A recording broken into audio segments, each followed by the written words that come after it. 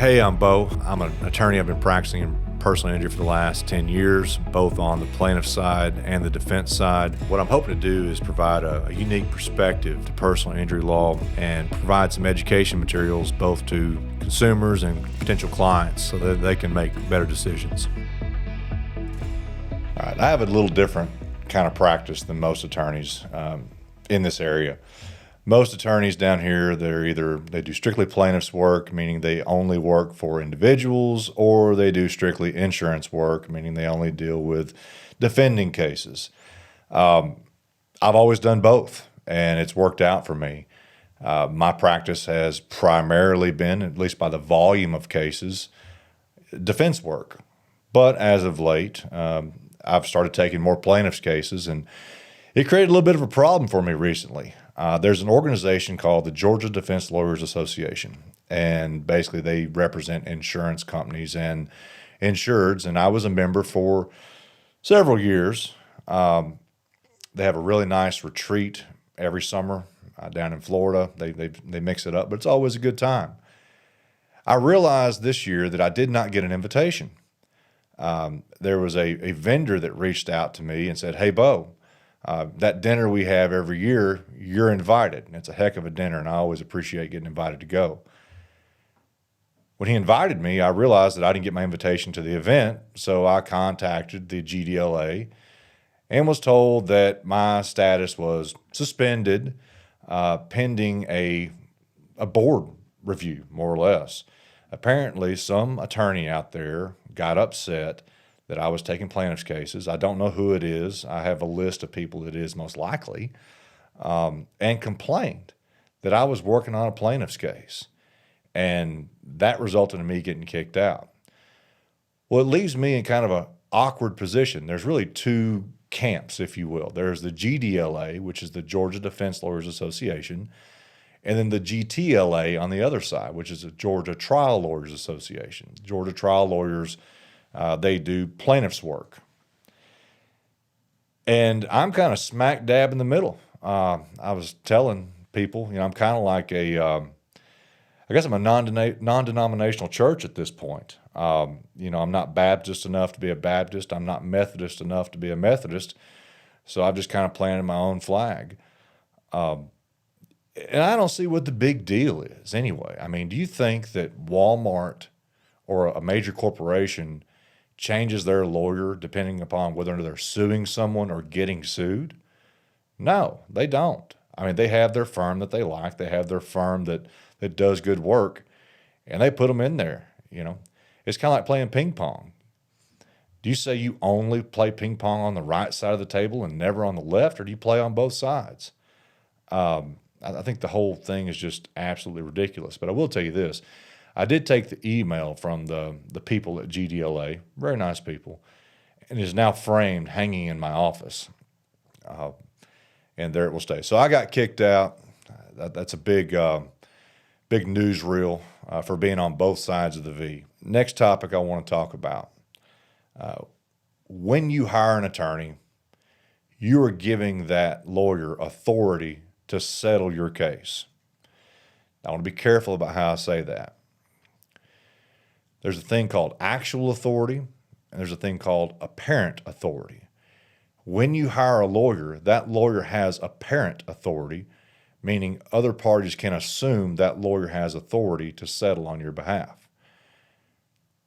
The flip side of that is actual authority, where your lawyer comes to you and says, "Hey, can we settle for this?" And you tell them it's okay. It's really important because there are some law firms out there.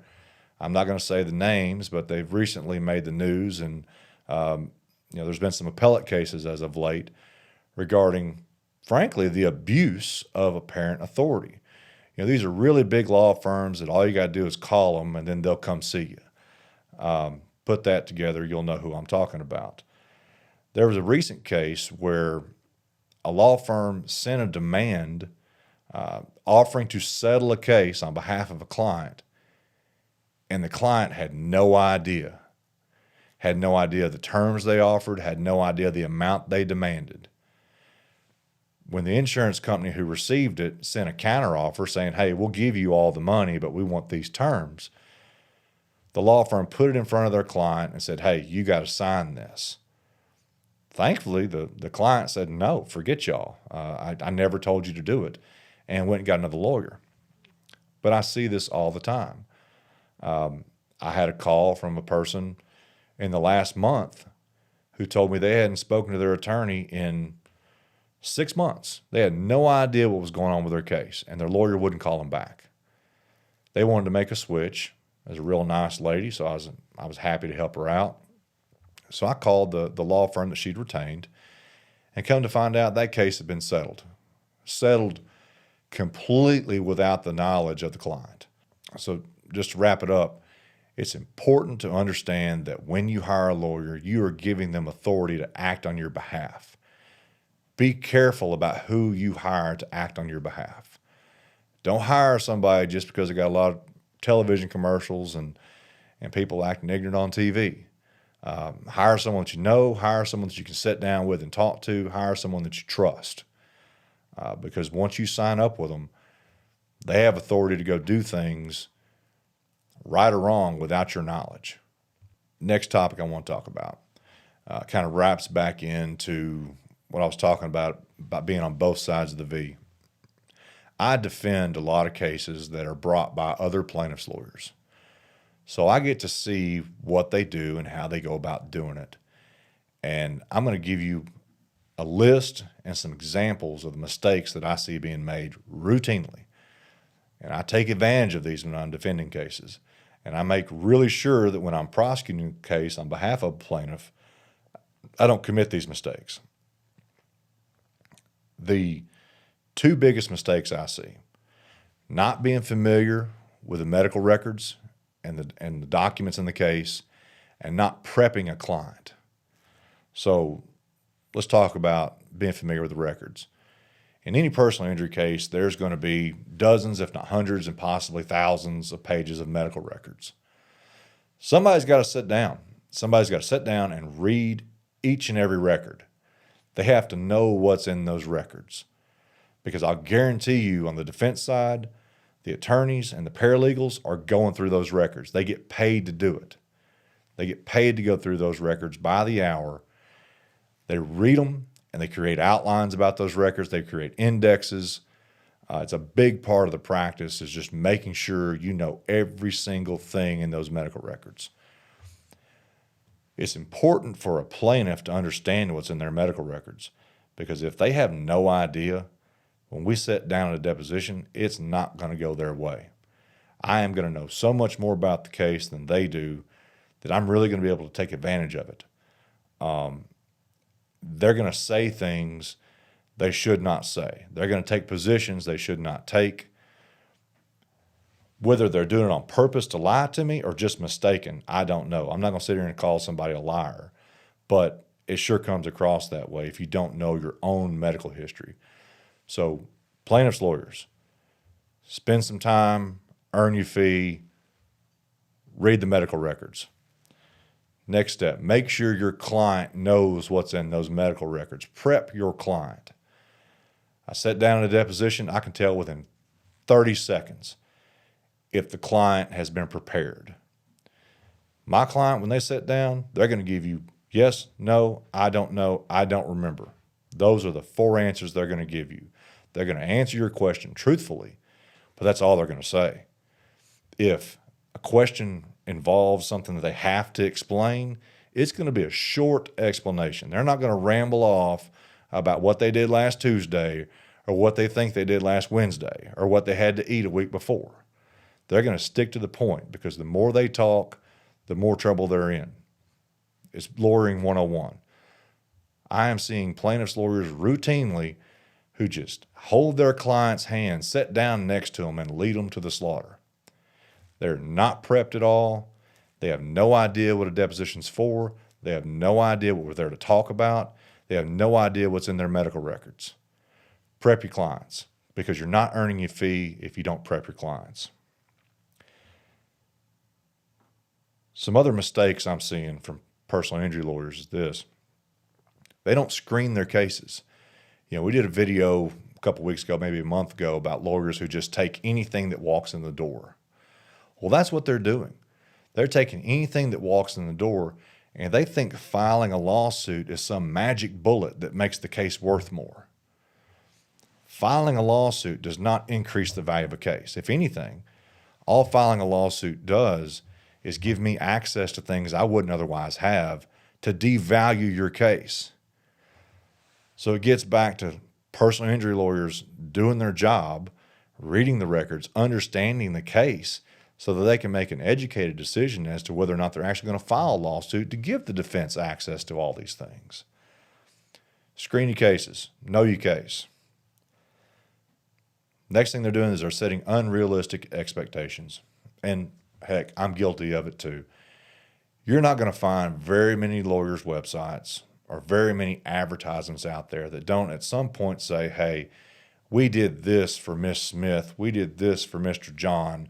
We got him all this money. Well, that sets an expectation. If it's not controlled, that sets an expectation that this firm gets those kind of results. But each case stands on its own 2 feet. Every case is different, and I have a conversation with every single client that walks in my door about what I believe to be the reasonable expectation.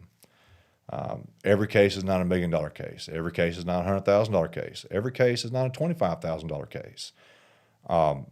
You need to have that conversation up front so that when you get to the point where you're settling or you find yourself at mediation or when you get an adverse judgment, your client knows, their client has been informed about what to expect. You can't just sit back and be scared that if you tell your client the truth, they're going to leave you. If you can't tell your client the truth, they need to leave you. They need to go somewhere else. So set realistic expectations. It's better for everybody. It lets the client move on if they want to. It keeps a case from dragging on for years and years with a client thinking they're going to get this huge payday only to be let down at the last minute. Set the expectation up front. Do your job. Do the job up front so that it doesn't have to linger on for a couple years. The next thing I want to talk about is, I'll put this in air quotes, the lawyer awards.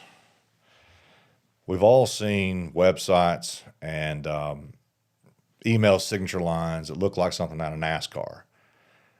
Best lawyer under 40, best lawyer, in the Free State, best lawyer this, best lawyer that, expertise.com, all these different awards that you can pay to get.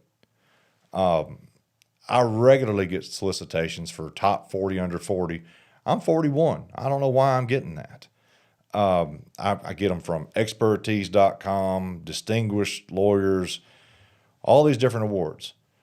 Lawyers are buying up these awards, putting them on their website as, to try to buy credibility. The more awards you have, the more credible you look, and the more comfortable the client's going to be hiring you, I guess is the idea. Plus, lawyers are human. I mean, to an extent, everybody's ego-driven. They want to feel good about themselves, so getting all these awards, even though they're paid for, makes them feel good. I'm just guessing here. There are really 2 awards that I'll address directly. The first one is super lawyers. Super lawyers is it's reputable, but it's a bit of a popularity contest. I'm just going to be honest with you. In order to be considered for super lawyers, you have to be nominated by one of your peers. There's rules about it. You're not supposed to do it, but Joe sends an email to Bob and says, "Hey, Bob, if you nominate me, I'll nominate you." And they nominate each other. And then they get in this big batch, and they're pushed through. And there's this whole process where they go about picking people, which is, I assume, legit. But at the end of the day, if Bob doesn't buy advertisements with that company, Bob ain't getting it next year. So watch out for these bought and paid for credentials, really. I mean, just watch out for them. The one award I will say that you cannot buy, or at least I don't know if you can buy it, is Martindale Hubble puts out a rating system. It's AVBV. It's 100% peer reviews, meaning that you select so many people and then they randomly select an equal number of people and they all review you. And it's got to be some senior lawyers, some judges and things like that. To the extent there is a reputable rating company out there, I believe Martindale Hubbell is the most reputable. I've never been asked to pay for a rating. I've never been asked to pay to be on their website or anything like that. Everywhere else, it's you pay by the year, you pay by the month. So for what it's worth, be weary of, I'm gonna call them NASCAR lawyers with all these awards everywhere. They're stroking an ego. Let's talk about mediation. We talked a little bit about depositions and some other podcasts. So what is mediation? Mediation is essentially advanced, condensed negotiations. That's all it is. So both the parties are there, their counsels are there. The insurance adjuster is presumably there or available, and there's a neutral third party who's a mediator. Typically, your mediators are going to be people that both sides respect, ideally. Most mediators have a little bit more gray hair. They're a little longer in the tooth, a little older, been practicing 20, 30, 40 years. And they're there to speak to things from an objective standpoint, because both counsels are going to be, advancing their client's interest. The mediator is there to advance the interest of settlement. Now, everything that happens in a mediation is confidential. It's not going to be brought up in court, and it shouldn't be brought up once you leave mediation, unless there's a dispute as to what the actual settlement was, if there was a settlement. But everything stays there from the plaintiff's side. The biggest hindrance I see to resolving cases at mediation is not having done the work for medical lien reductions. Okay. And what I mean by that is this. Let's say that I get hurt and I go to the hospital. I believe I have Blue Cross Blue Shield. Anyway, I have health insurance. My health insurance is going to pay a good part, if not all, of my hospital bill. Well, in the mediation, the number we're going to use is my hospital bill. If it was $100, then my hospital bill is going to be what we say is my medical cost, the $100. Well, Blue Cross Blue Shield, or any health insurer for that matter, has a contract with the hospital where what they face valued at $100, Blue Cross Blue Shield may pay $70 or may pay $60. So Blue Cross Blue Shield is going to satisfy my debt to the hospital, but then Blue Cross Blue Shield may have a lien against my case. What that means is this: if Blue Cross Blue Shield settled my $100 bill with the hospital for $70, I'm probably going to owe Blue Cross Blue Shield $35, $40. From the plaintiff side, you got to know what that is when you go in there, because if you don't do that, then there's no way you can do the math to figure out what a client is going to get in their pocket at any given number. It's kind of like, if you don't do that, you're guessing. It's about as exact as I just said it. Oh, they paid $70, we'll owe about 35, maybe 50. Well, that could be a lot of money if you got a $30,000 bill at the hospital. So you have to have those numbers ironed out. Also, from the plaintiff side, what I see is unrealistic expectations. Now, that doesn't mean that when I'm mediating a case for the defense that I disagree completely with a plaintiff's valuation of a case. I mean, there's a margin of error in every valuation, and depending upon what the numbers are, if it's a $50,000 case, it may be a $10,000, $15,000 margin of error.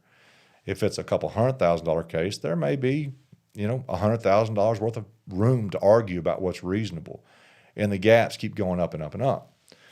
But what I'm seeing in some cases are plaintiffs who don't even agree with their own lawyers about what the case is worth.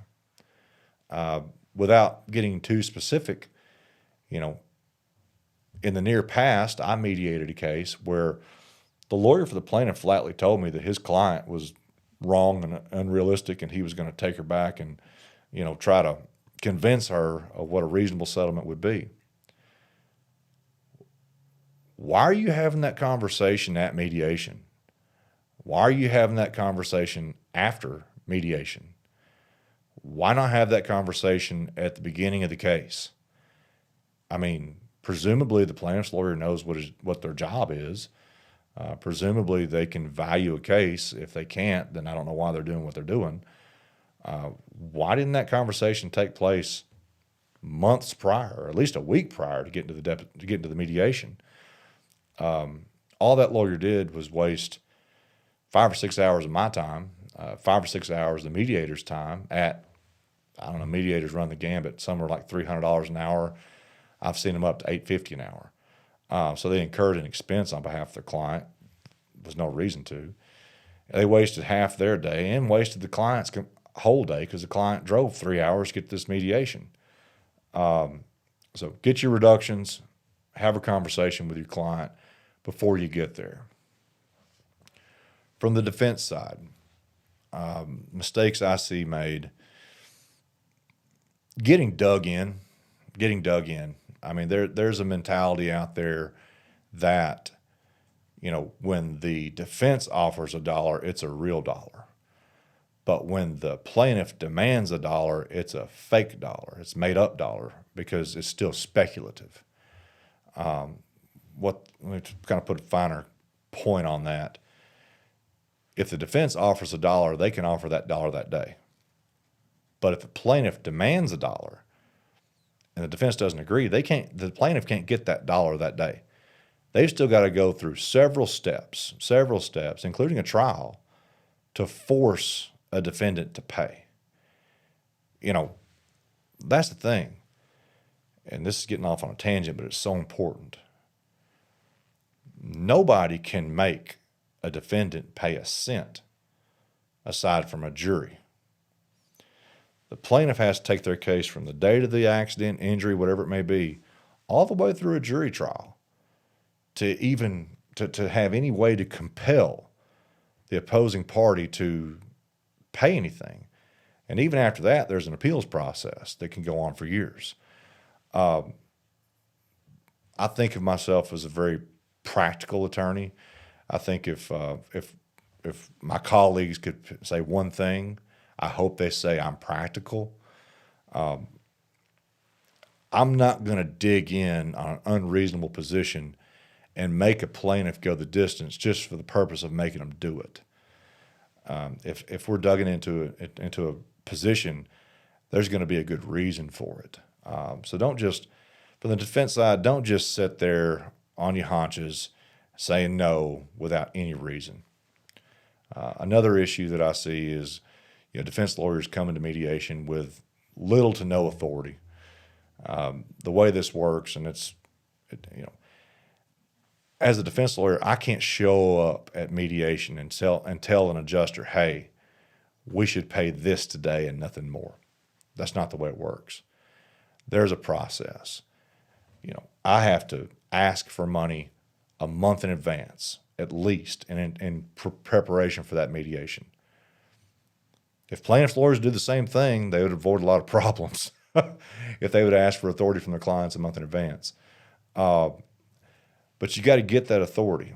And I would encourage adjusters to be reasonable in their authority. And frankly, I don't work with any unreasonable adjusters. If a company is going to be just flatly unreasonable and put me in bad situations, I'm not going to work for them. And I don't work for them. So the companies that I do work for, I'm proud to. They're good people. They try to do the right thing. They do. So mediation. You don't have to settle. If you don't like it, you can leave. Remember that on both sides. I see plaintiffs from time to time that are just distraught. They just want it to be over. And they accept something at mediation that I don't think they otherwise would. Maybe they've got something going on in their life. Maybe it's some external factor, or maybe they're just beat down. But they accept something they shouldn't. Don't do that. Take your lumps that day, go home, recoup. Don't give it away. If it's worth fighting for, don't give it away. And for the defense side, same thing. I've seen with companies that I no longer do work for just to be clear, because I know some of the people that I work with now are going to watch this. I hear they watch them. I've had adjusters in the past that will tell me that's all we're going to pay on the case. That's it. Never another cent. And I go in there and I tell the plaintiff's counsel or the mediator, we're not paying another cent. And the plaintiff's counsel says, well, we're going to walk. We're done. Literally a minute later, I get a telephone call saying, hey, we're going to put more money on it. And this happens over and over and over. I don't do work for people like that anymore because in my job, reputation and credibility are everything. If I tell a plaintiff or if I tell anybody that's it for that day, I mean that. And I'm not going to be put into positions to where I'm constantly going back on what I said because I lose all credibility, and a lawyer without credibility is ineffective. So that's mediation. Kind of dovetailing off that one. Next topic. What is a good settlement? I get asked that so frequently. I got a call in the last couple of weeks. Real nice guy. He called. He didn't retain me because he didn't need to. I told him he didn't need me. Had a wreck about coming up on 2 years ago. Went to the hospital, got checked out, ended up with about a $15,000 bill. And he was sore after that, but he wasn't bad off to the point where he had to seek other medical care. And he's fighting tooth and nail just to get his ambulance and his hospital bill taken care of. He doesn't want anything above that. He just wants the insurance company to take care of his hospital bill and his trip to the ER after the accident. It was a pretty bad accident. And I'm talking to this guy, and I'm like, you're kidding me. Who in their right mind is going to push you to sue them when that's all you want? So I get the question, what is a good settlement in that circumstance? What should he settle for? And that gets back to this. Every case is different. I cannot overstate that. Every case has its own facts. And those facts determine what the value is. And even if you take the exact same case and you pick it up from county to county to county, the value changes. If you take that same case and move it from county to county and change out the people involved, the value changes. So every case is going to be different. But at a minimum, a good settlement is going to compensate a plaintiff or someone hurt for their reasonable and necessary medical expenses. Two very important words there, reasonable and necessary. Reasonable being what's customary. There are doctors out there that will take you, if you're involved in an accident, and I call them Dr. Shots. I'm not going to flatly say their name, but they put out advertising. If your doctor advertises for car wrecks, come on, really? Your doctor is advertising that they treat accident victims and they only treat accident victims? Why are they doing that? They're doing it because they can charge 10 times as much. They can give you a Band-Aid that say cost them a nickel, and if you get it from a hospital, cost you $1, they'll charge you $8 or $9 for that Band-Aid. And people do it. People do it all the time. I would say the majority of the cases I get to defend, Dr. Shots is involved. Someone has gone to them and run up a $40,000 bill over a fender bender in a parking lot. So reasonable expenses, what it should cost. Just because I owe you an apple doesn't mean you get to buy a $300 apple. If I can get the same apple for 50 cents, reasonable. The next word that's important is necessary. Made necessary by what happened to you.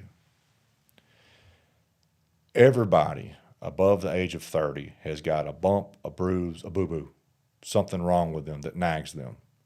And if you're over 30 and you don't, you better get on your knees and thank the Lord. As we progress in age, there are more bumps, bruises, and boo-boos that are not caused by accidents. Just because you've got neck pain and you get bumped and you have a slight increase in neck pain for a week until you go back to normal does not mean that every instance of neck pain you have for the rest of your life was caused by that accident. That's ridiculous. Nobody's going to buy that. Nobody's going to buy that. You don't get to treat or have a neck surgery because somebody bumps you and your bumper looks perfect. There's not even a smudge, not even a paint mark. You don't get to go have the neck surgery that you've needed for the last 10 years and blame it on the accident. Now, there are lawyers out there that do it every day, that take cases like that and push them. It's not going to be me. It's not going to be me, because if I don't think you're hurt, I'm not going to represent you. So made necessary by the accident. The next thing it's going to do is it's going to pay you for your pain and suffering. Pain and suffering, we could talk about what pain and suffering is and what it's not for the next 2 hours. So I'm not going to do that. But I will tell you this, it's got to be reasonable. It's got to be reasonable. If you treat for a week and then your medical records say you're back to normal, and then you claim pain and suffering for a year after that, no, that's not what it is. I'm sorry. It's not a windfall. It's not a lottery ticket. The whole system is to compensate people for their losses. It's not to make somebody rich unjustly. With pain and suffering, it's important that you're treating, because if you're hurting, you need to go see a doctor about it. If you're truly hurting, you need to go see a doctor. You don't need to be riding four-wheelers, riding jet skis, bungee jumping, living the high life, all while claiming that you're hurt and can't do anything. Some people are like, yeah, that's common sense, but you'd be surprised. It's not common sense. See it all the time. But with pain and suffering, you need to be in treatment. You need to document it. It can be as simple as keeping a diary. On July 5th, my grandkids came over. I tried to pick little Billy up, but when I did, I had a shooting pain down the back of my leg and I had to put him down. Those are things that you can actually be compensated for. How your pain, how your injuries have impacted your life. Now, with that same example, if you've not been able to pick up little Billy for the last 3 years, you don't get to claim that every time you can't pick him up after the accident was because of the accident. That's not the way it works. An often overlooked thing when dealing with injuries is the concept of vicarious liability. What is vicarious liability? It's essentially pass-through liability to another party. A classic example is an employee driving a car or doing something on the job. It doesn't have to be driving a car. They can just be walking through a parking lot, picking up shopping carts, or doing anything that they do for their employer. And that employee commits a tort, negligence, or it's probably going to be negligence, because if you get outside of negligence, it doesn't apply. Let's back up. Let's simplify it down. All right. So the employee is walking around, driving around, doing whatever they do, and they hurt somebody unintentionally. Okay. Well, that employee can be liable for what they did, but the employer can also be liable for what the employee did, provided that what the employee did was in the course and scope of their employment. So driving is the easiest example. I don't want to give the impression that all we do is car wrecks, but let's be real. 80% of all litigation is car wreck litigation. Anybody that tells you different is crazy. I was sitting with a court reporter the other day who's been court reporter for 40 years, and I asked her the percentage of car wreck cases she does. And she literally told me that if without car wreck cases and litigation, all court reporters would be out of business. Yeah, so there's a lot of them. So that's why the case law is so defined. That's why I keep going back to that as an example. Jim works for Bob. Jim is driving a load to some pickup place or something, and Jim has an accident. Well, Bob can be liable for what Jim did.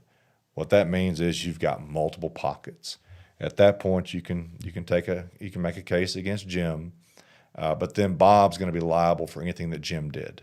All right, so that's one example of vicarious liability.